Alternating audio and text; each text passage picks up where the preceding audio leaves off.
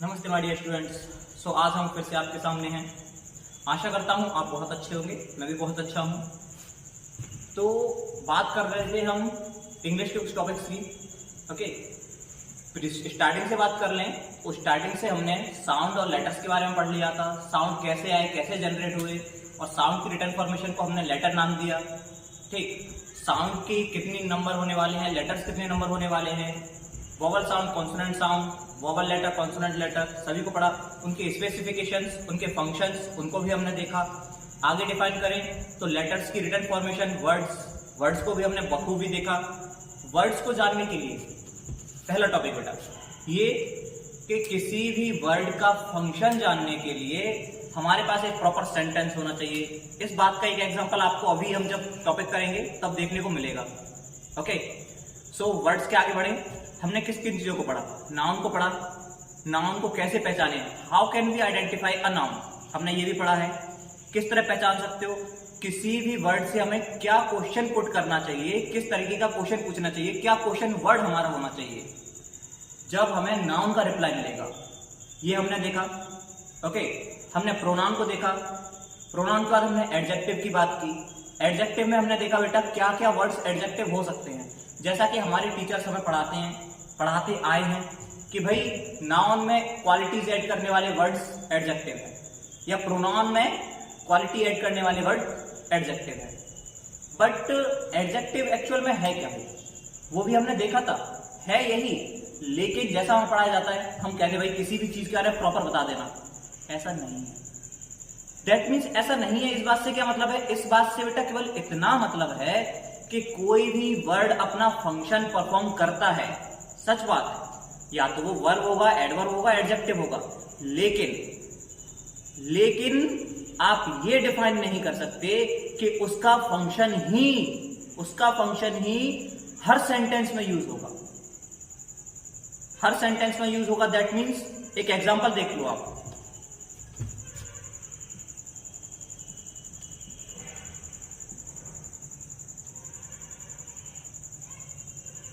Painted wall, आपके सामने हमने a group of word, collection of group of word, painted wall ये रखा है। ओके, इस वर्ड को अगर हम देखें, पेंट, हम सभी घर में पेंट कराते हैं। पेंट कराने का मतलब क्या होता है? पुताई कराना, ये होता है। दैट मीन्स यहाँ पर पेंटेड लिखा है तो ये वर्ब की थर्ड फॉर्म, सेकंड कह लें या थर्ड, यही होने वाली है। ओके, ये वर्ब की सेकंड और थर्ड फॉर्म है। और वॉल, ये जो हमारा वर्ड है ये क्या है? नाउन। हम पहले ही पढ़ चुके हैं, नाउन में क्वालिटी ऐड करने वाले या नाउन को डिस्क्राइब करने वाले वर्ड्स हमारे एडजेक्टिव होते हैं। वॉल कैसी है? पेंटेड। वॉल ब्लैंक नहीं है, वॉल पे पेंट है, दैट मीन्स वो पेंटेड वॉल है। यहां अच्छा, नाउन के बारे में बता रहे तो क्या है? एडजेक्टिव। देख लो आपके सामने है बेटा, ये जो पेंटेड वर्ड है ना, इसका फंक्शन क्या है? वर्ब का है। लेकिन अगर हम पेंटेड वॉल बात करें तो यहां पर ये नाउन को डिफाइन कर रहा है, दैट मीन्स ये क्या है? एडजेक्टिव। तो आप किसी भी वर्ड को सुनकर सीधा उसके बारे में डिफाइन नहीं कर सकते कि वो क्या है। अगर आप सुनते भी हो तो आप केवल उसका फंक्शन बता सकते हो, ओनली उसका फंक्शन। दैट मीन्स जो उसका परमानेंट चीज है वो नाउन है, प्रोनाउन है, वर्ब है, एडजेक्टिव है। लेकिन अगर आपको कोई सेंटेंस देने के बाद आपसे पूछे, वहां आप डिफाइन नहीं कर पाओगे बेटा, कंफ्यूज आ जाओगे, तोते उड़ जाएंगे, है ना? क्यों उड़ जाएंगे भाई? देख लो ना, वर्ब को एडजेक्टिव बोल दिया। देखो, वर्ब का फंक्शन एडजेक्टिव में चेंज हो गया है। दैट मीन्स कोई भी वर्ड का जो फंक्शन है वो परमानेंट नहीं है। अब हम कैसे डिफाइन करें? अकॉर्डिंग टू सेंटेंस, या in the other hand according to sense. Sentence पढ़ो, वहां उसका फंक्शन देखो कि वो किस चीज को रिप्रेजेंट कर रहा है। नाउन की स्पेसिफिकेशन बताई या प्रोनाउन की बताई तो क्या हुआ? एडजेक्टिव। ओके, किसी नाउन को रिप्रेजेंट कर रहा है तो क्या हुआ? प्रोनाउन। ओके, और अगर हमें किसी भी ऐसे क्वेश्चन वर्ड से रिप्लाई मिलता है, हु, whom, what, क्या हुआ? नाउन। ओके, आगे देखो, आगे हमारा आज का जो टॉपिक हमें पढ़ना था वो है हमारा एडवर्ब। एडवर्ब जो वर्ड है ना वो दो पार्ट्स में डिवाइडेड है। सफिक्स प्रीफिक्स के बारे में हम पढ़ चुके हैं।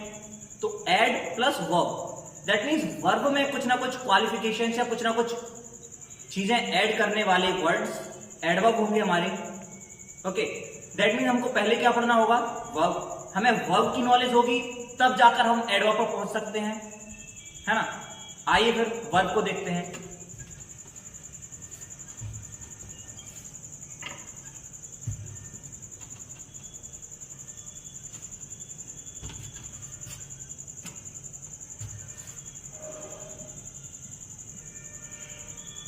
वर्ब, वर्ब क्या डिफाइन करती है? वर्ब में आता है बेटा आपका कोई भी एक्शन। आप वर्ब की डेफिनेशन देखें तो verb is a action word. Okay, verb क्या है? एक एक्शन वर्ड। कोई भी एक्शन जो परफॉर्म हुआ उसको हम वर्ब कहेंगे।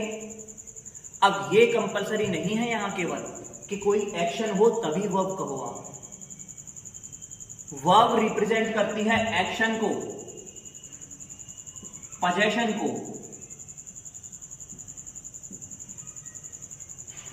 हैपनिंग को,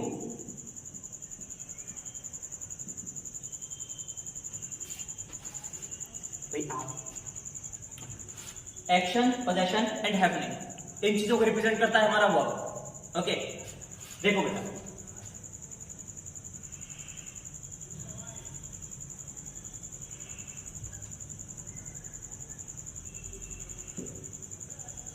he went home। the first thing is that क्या हमारा सेंटेंस करेक्ट है? आप कहीं भी इंग्लिश पढ़ो, आप स्पोकन के लिए प्रैक्टिस कर रहे हो या आपको ग्रामेटिकल चीजें पढ़नी हो, आपको इंग्लिश के कोई टॉपिक्स पढ़ने हो, आप नोवेल पढ़ते हो, आप मैगजीन्स पढ़ना चाहते हो, आप न्यूज़पेपर पढ़ते हो, आप बुक्स पढ़ो, कुछ भी पढ़ो बेटा, कहीं पर भी जाओ, आपको ग्रामेटिकल की जरूरत पड़ती है। ग्रामेटिकल चीजें करेक्ट होनी चाहिए, ये पहली थिंग होती है हमारी। सो हम चेक करते हैं, ही वेंट होम, वह घर चला गया। Okay, is that okay? So come on, he went home, he went where, he went where, कहां चला गया?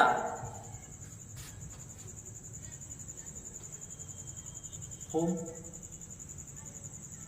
ओके, अच्छा उसने किया क्या?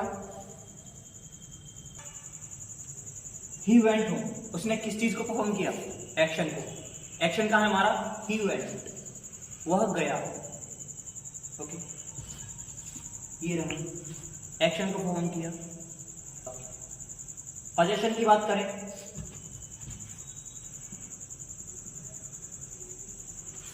I have a pen।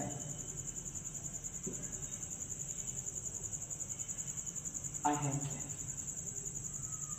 बेटा एक बात बताओ जरा, यहां पर ये जो हैव नाम का एक वर्ड लिखा है, हैव, क्या ये हैव वर्ड एक्शन को परफॉर्म कर रहा है? एक्शन परफॉर्म करना मतलब जो आपका सब्जेक्ट है, जो आपका प्रोनाउन है, जो काम कर रहा है, क्या उसने कुछ भी किया? कुछ भी किया? कोई एक्शन परफॉर्म किया? कुछ भी किया हो? खुद नहीं किया ना, कहां का है बताओ? आई हैव अ पेन, क्या ये क्या कहना चाह रहा है? ये खुद पेन है या इसने पेन को चला दिया? कुछ किया? कुछ नहीं किया। वो कह रहा है आई हैव अ पेन, मेरे पास एक पेन है।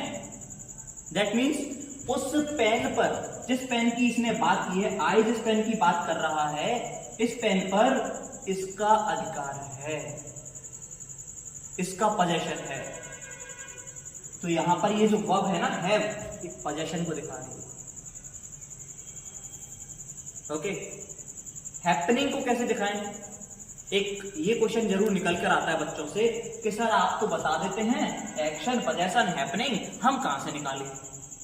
हमें समझ ही नहीं आया। तो बेटा सीधे शब्दों में बात की जाए तो आपका जो सेंटेंस का सब्जेक्ट है अगर सब्जेक्ट कोई काम कर रहा है, कहीं जा रहा है, खाना खा रहा है, नहा रहा है, अपना काम कर रहा है, कुछ भी कर रहा हो, दैट मीन्स वो एक्शन को परफॉर्म कर रहा है। सीधे शब्दों में कहें तो आपका डेली रूटीन, आप सुबह से उठकर शाम तक कुछ ना कुछ काम करते हो, जहां आपने कुछ किया आपका एक्शन हो गया। ओके, पोजेशन को कैसे पहचानोगे? कोई भी चीज, कोई भी थिंग, लिविंग हो, नॉन लिविंग हो, किसी पर भी आप पोजेशन दिखा सकते हो। ओके, पोजेशन का मीन्स अधिकार। अधिकार का मतलब ये नहीं है कि अब तो ये हमारी है भाई, हम तो बेच डालेंगे, अब पैसे कमाएंगे। पता चला दोस्त तुम्हारे साथ जा रहा है, बोले हमारे सर ने पढ़ाया था पोजेशन है, बोला तुम पे हमारा पोजेशन है, अब तुम चलो तो सही। तुम्हारी किडनी बेच के आईफोन लेना, ऐसा नहीं है भाई। पोजेशन का मीन्स क्या है? वो आपका फ्रेंड है, दैट मीन्स आपका उस पर पोजेशन है, दैट मीन्स आपकी दोस्ती का उस पर पोजेशन। आपने पोजेशन को दिखा दिया, ठीक है। हैपनिंग की बात करें, भाई हैपनिंग को कैसे दिखाएं? हैपनिंग को दिखाना नहीं होता, हैपनिंग अपने आप दिखती है। हैपनिंग मीन्स कोई भी स्टेट कह सकते हो आप। स्टेट मतलब राज्य, समझना कि भाई ये राज्य हमारा, ले चलो घर, ऐसा नहीं है। स्टेट का मतलब ये है बेटा, आपकी कोई भी कंडीशन, जिस सिचुएशन में आप हो, दैट मीन्स अपने मम्मी पापा के बच्चे हो, वही वाली बात। आप स्टूडेंट लाइफ में, कॉलेज स्कूल लाइफ में हो, दैट मीन्स आप स्कूल में स्टूडेंट हो, वो आपकी क्या है? हैपनिंग है। आपके पापा का जो प्रोफेशन है, टीचर हो, डॉक्टर हो, इंजीनियर हो, एडवोकेट हो, कुछ भी हो, वो हैपनिंग है। दैट मीन्स कोई भी एक ऐसी स्टेट जिसमें आप प्रेजेंट हो। एग्जाम्पल देखो,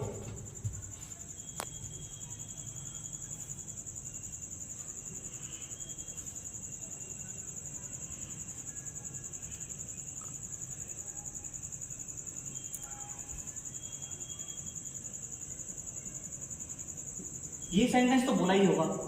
जब भी आप कहीं इंटरव्यू में जाओ या कहीं जाओ, तो आपसे पूछने वाला इंटरव्यूअर क्या पूछता है कि आपके पिताजी क्या करते हैं, आपकी माताजी का क्या प्रोफेशन है, किस ऑक्यूपेशन में है वो। तो हम में से बहुत कम ऐसे लोग हैं जिनके यहाँ माताजी को या लेडीज़ों को परमिशन दी जाती है बाहर वर्क करने के लिए। ये क्रिटिकल सिचुएशन जरूर है इंडिया की, लेकिन इस फील्ड में भी इंडिया काफ़ी ग्रोथ कर रहा है, डेवलप हो रहा है आगे, लोग अपनी मेंटलिटी को बिल्डअप कर रहे हैं। तो दैट्स नॉट आवर पॉइंट। अपना पॉइंट क्या है? हमें यहाँ पूछना है, समझना है हैपनिंग को। तो आपकी जो माता जी है वो क्या है? हाउसवाइफ। ये उनकी हैपनिंग है। हैपनिंग मीन्स ये स्टेट है उनकी। आपके घर में आपकी माता जी क्या है?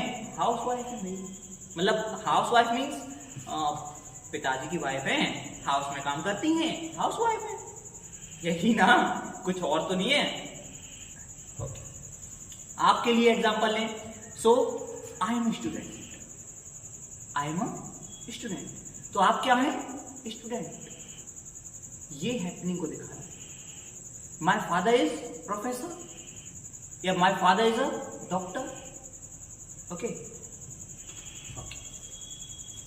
इसी से रिलेट करता हुआ हम पढ़ते हैं अब एडवर्ब।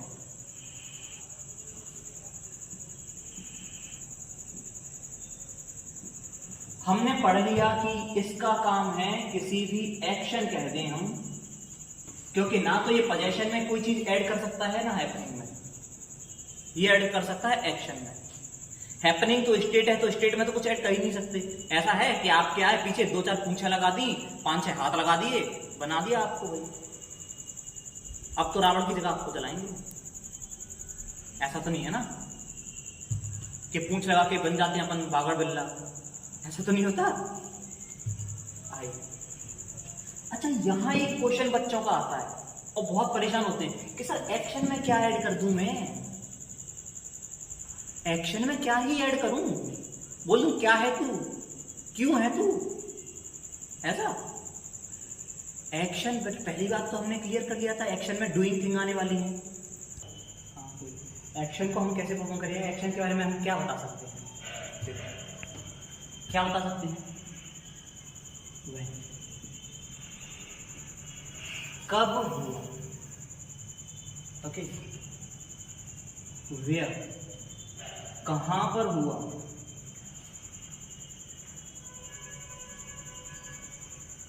हाउ, कैसे हुआ। वाई, क्यों हुआ। हाउ ऑफन, कितनी बार हुआ। अच्छा गाना याद आ रहा है कुछ। कब हुआ, कैसे हुआ, वही वाली बात है। देखो, कब हुआ, कहाँ हुआ, कैसे हुआ, क्यों हुआ, वही। दैट मीन, अच्छा एक बात समझे बेटा, गाने में क्या कहना चाह रहा है गायक, हमें एक्शन बता दो। यही तो पूछ रहा है आपसे, सिंगर ये पूछना चाह रहा है। मैं आपको गाना सुनाऊंगा, आप बता दो कि कैसे कैसे हो गया। वो एक्शन सिखा रहा था तुमको और तुम सुन रहे थे गाना।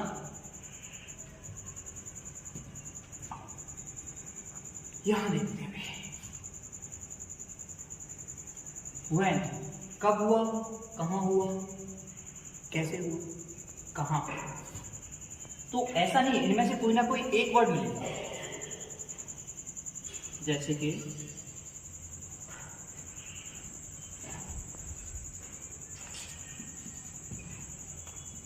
Rohit goes to gym.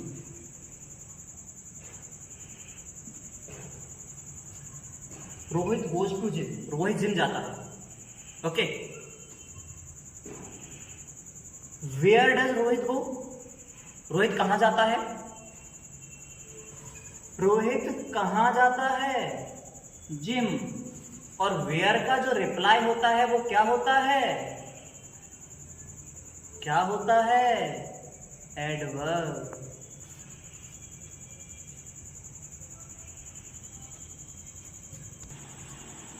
Rohit goes to gym, that means gym word क्या हुआ, एडवर्ब। यहां बात देखने वाली है बेटा, क्या देखने वाली है, वो ये देखने वाली बात है बेटा कि आप लोगों को बहुत अच्छे से पता है कि नाउन क्या है, एक नेमिंग वर्ड है। और ये जो जिम लिखा है ना, जिम वर्ड, ये देखो, ये जो जिम वर्ड है ना, जिम क्या है, ये नाउन। लेकिन नाउन इसका क्या है, function word.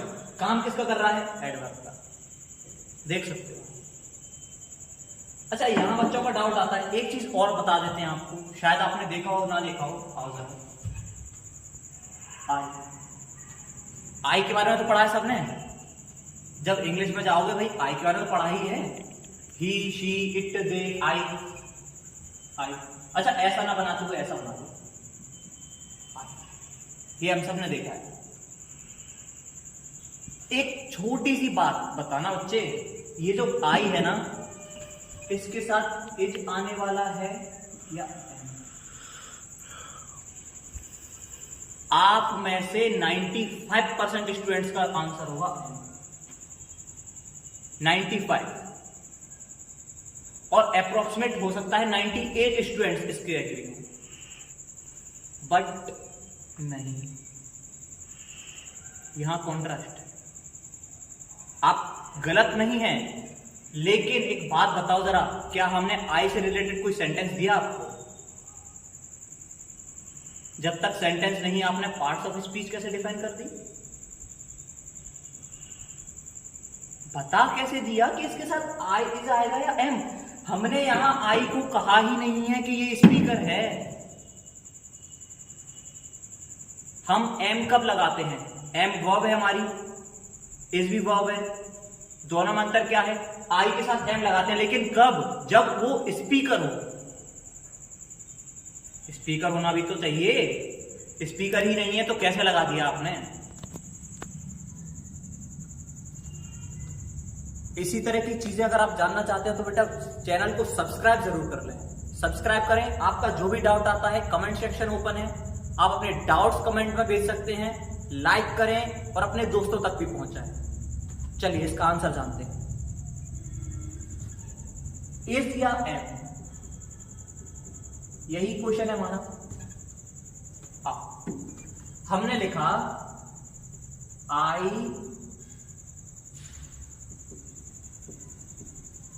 Is my friend, आई मेरा दोस्त है। प्यार में दोस्तों को बहुत से नाम रख देते हैं, रख दिया नाम आई। आई इज माई फ्रेंड, गलत करके बता दो आप कहो कि यहां पर ये गलत है, यहां पर एम आएगा तो ये एम गलत है। आई एम माई फ्रेंड, क्या हुआ इस बात का मतलब? कुछ है, मैं हूं मेरा दोस्त, कुछ मतलब नहीं है। आई इज माई फ्रेंड, आई है मेरा दोस्त, आई मेरा दोस्त है, दैट मीन्स इज करेक्ट है। और यहां पर ये जो आई है ना, ये नहीं है स्पीकर, यहां पर ये क्या है? थर्ड पर्सन बन गया बेटा।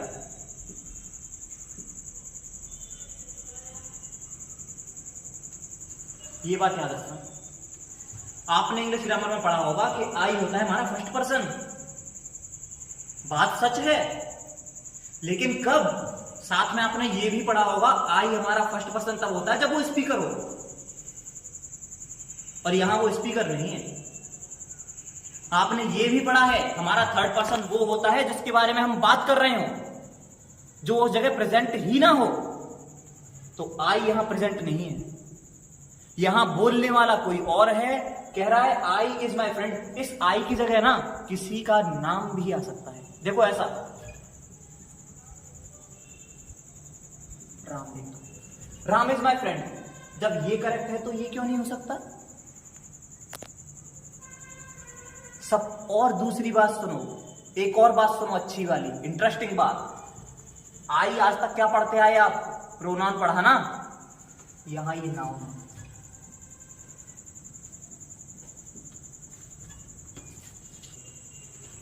आई क्या होता है?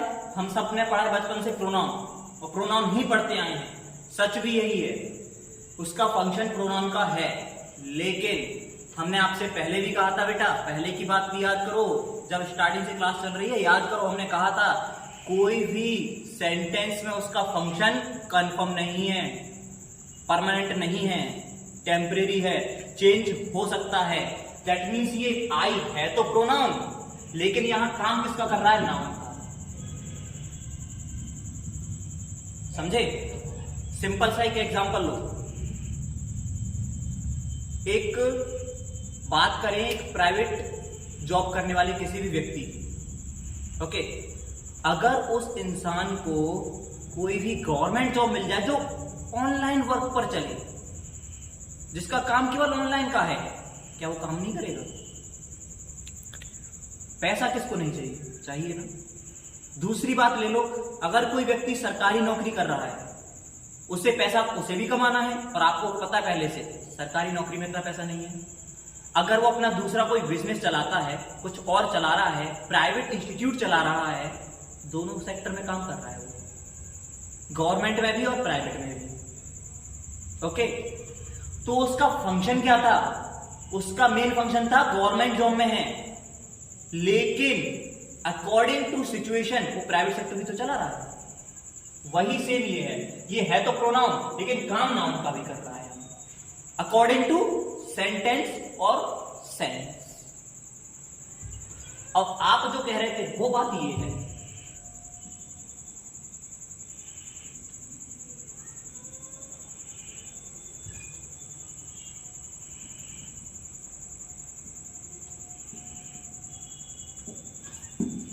ये करेक्ट है, यहां इज नहीं आएगा। क्यों नहीं आएगा बच्चे? आई एम हर फ्रेंड, यहां आई स्पीकर है। कैसी सिचुएशन पता है? आप कहीं गए और मान लो आपकी कोई फीमेल फ्रेंड है, आप उसके यहां गए, उसके फैमिली में से कोई भी आपसे पूछता है आप कौन, तो आप क्या कहोगे? मैं उसका दोस्त। आंसर किसने किया? आपने। स्पीकर कौन हुआ? आप। जब आप स्पीकर हो तब क्यों नहीं आ सकता? आ सकता है ना, ये करेक्ट। क्लियर हुई चीजें? सो इससे आगे हम क्या पढ़ने वाले हैं? अब एडवर्ब हमारा क्लियर हुआ। एडवर्ब के बाद बेस बनता है हमारा कंजंक्शन, प्रपोजिशन और इंटरजेक्शंस का। Okay, so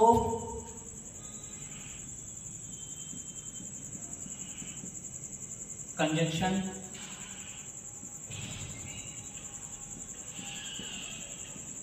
preposition and intersection. इन तीनों चीजों को हम कवर करेंगे अपनी नेक्स्ट वीडियो में। ओके, ऐसे ही कुछ छोटे छोटे और इंटरेस्टिंग फैक्ट्स जानने के लिए चैनल पर बने रहें, हमारे साथ बने रहो। आप चैनल को सब्सक्राइब कर लो, बेल आइकन पर बेटा क्लिक कर लो, ऐसे ही आगे आने वाली सारी वीडियोस आपको इससे मिलती रहेंगी। ओके, इसके साथ क्या बेटा, आपको इन सब के बारे में, ये आपका होमवर्क कह सकते हो, आप इन सब के बारे में स्टडी कर आना है।